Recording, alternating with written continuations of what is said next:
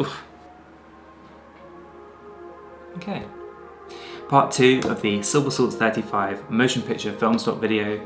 In part 1 I showed you the results of the 50D and 250D. In this video, part 2, I'll be showing you the results of the 200T and the 500T tungsten balanced films on the Xpan in London.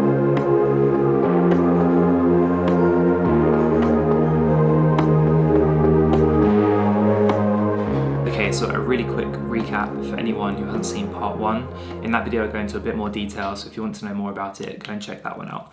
But this is Silbersalz35 motion picture film in 35mm canisters. It comes in 4 different ISO variations, a 50, 250 for daylight, 200 and 500 for tungsten balance and nighttime shooting. In part 1 of this video, I was walking around London for a couple of days with the Xpan.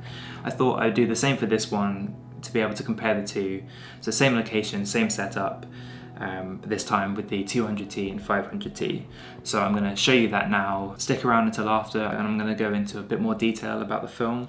So I hope you enjoy. This is the Silbersalz35 200T and 500T.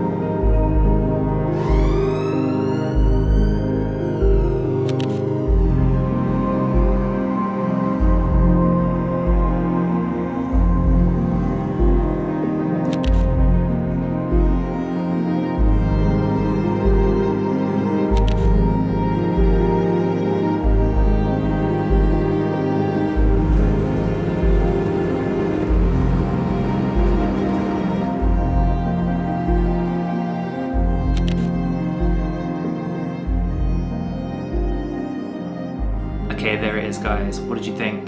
I'm going to give you my review now. I love this film. I was so excited opening up the folders. I was going through all my scans and I love what I saw. I love the look that it has. Obviously it's a cinematic look, but just the colours and the warmth in the daylight films and the coldness in the tungsten films. I just loved it. So definitely going to be shooting it again. This is actually my second pack, so I'm going to be shooting this soon, probably with my M6, to give it a different look and just to see what a different aspect ratio will look like. But yeah, very excited to shoot this again. So a bit on the process on how it works when they send them back to you. It took about 3 weeks, I think. Because of COVID, everything is taking a bit longer, so it took a little bit longer than normal to get the scans back. But once they sent them back, you get 3 folders. One is like a flat, complete raw scan. There's nothing added to it. It's just high resolution, raw, flat scan. Looks a little bit like this. The second is a JPEG folder, which is like 1-2 megabyte files where they add the conversion LUT. So they have the colors that they feel that Kodak meant for the film to have. I actually used these in the video. I didn't use the high quality scans. I used the JPEGs because I just thought they were amazing right out of the gate. So I did edit them a little bit in Lightroom, and then I also added a little bit in Premiere, but kind of really happy with how those JPEGs looked.